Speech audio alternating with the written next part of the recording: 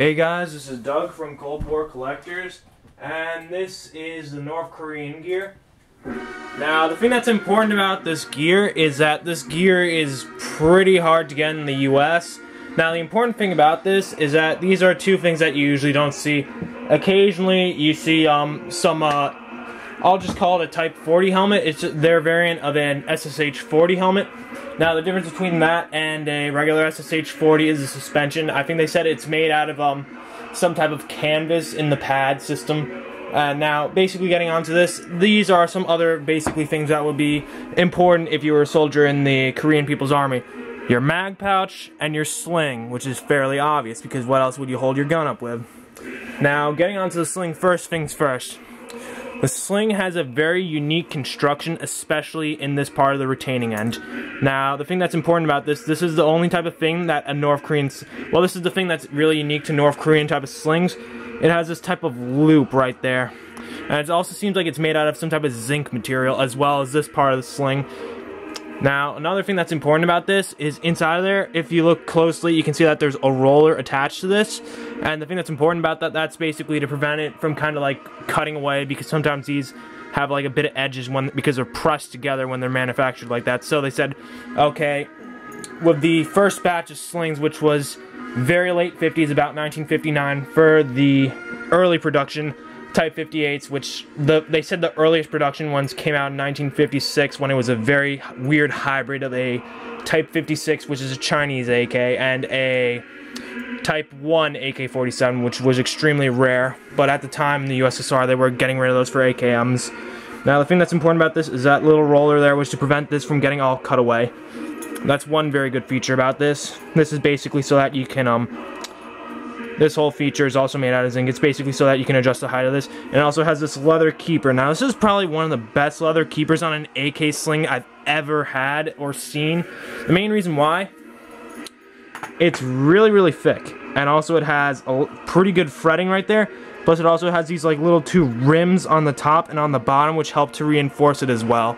Which, these usually, I've seen one on eBay go for about $45. They're pretty uncommon. Now, the next thing is the AK mag bag.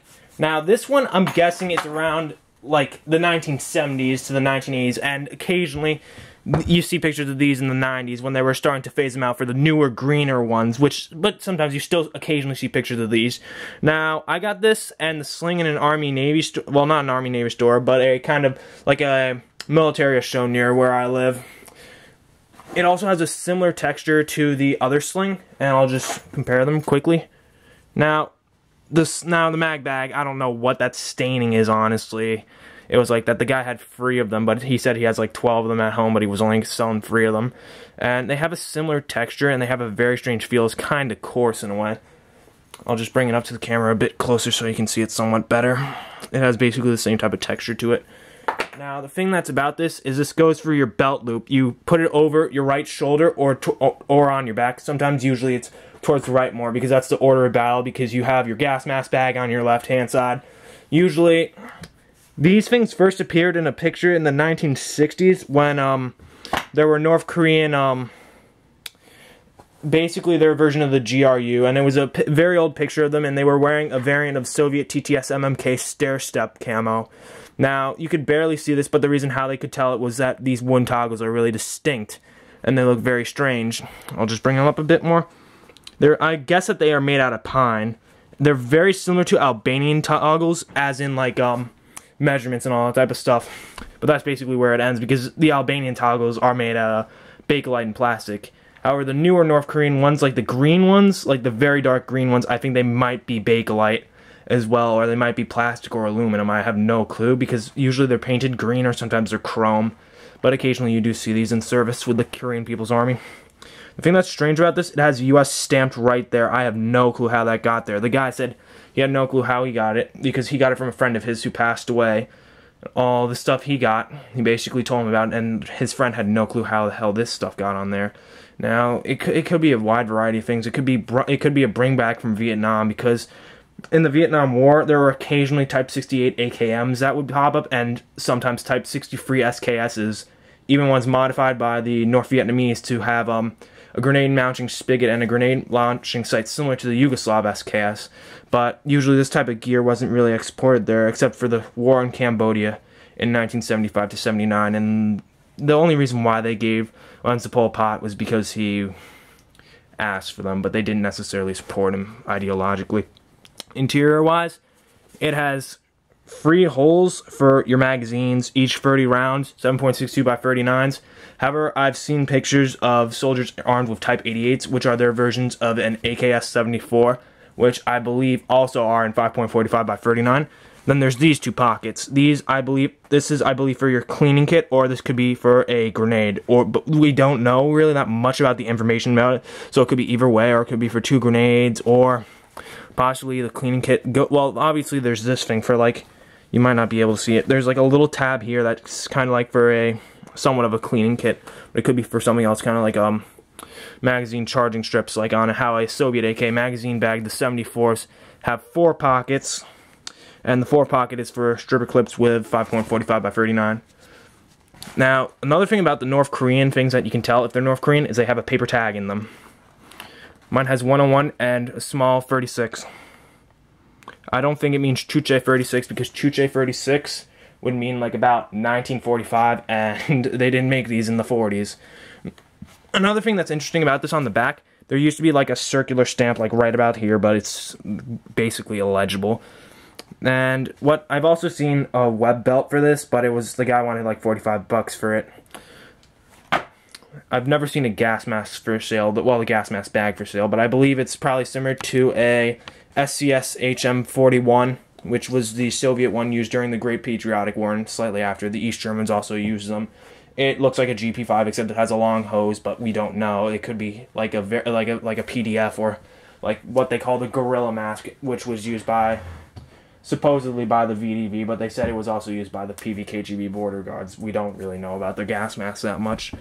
Now, it seems like this has gone through a lot of design changes since the 1970s. One thing, the toggles have become different, and the coloration is different as well. I'm not certain about the sling. I think the sling also might be the same.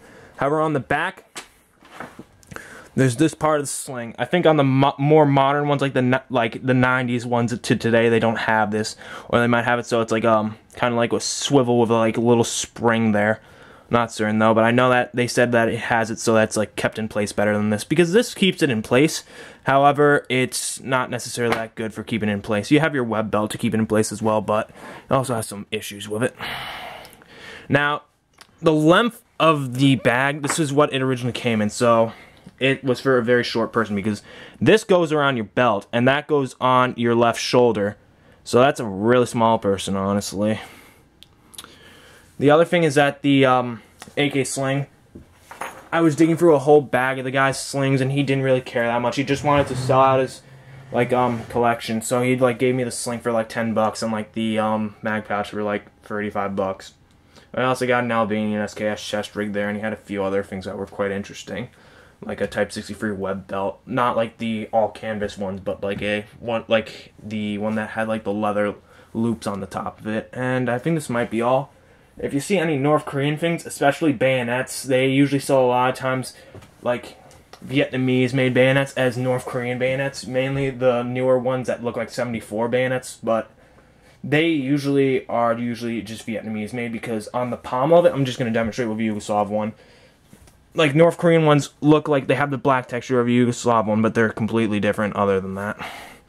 Because on the pommel right here, like where my thumb is, like right there, that's where the Vietnamese ones have the star-proof mark. North Korean ones would usually have a star-proof mark in the center, as well as this part, not the actual scabbard itself, as well as they'd usually have a factory marking on this part of like the silver thing right there.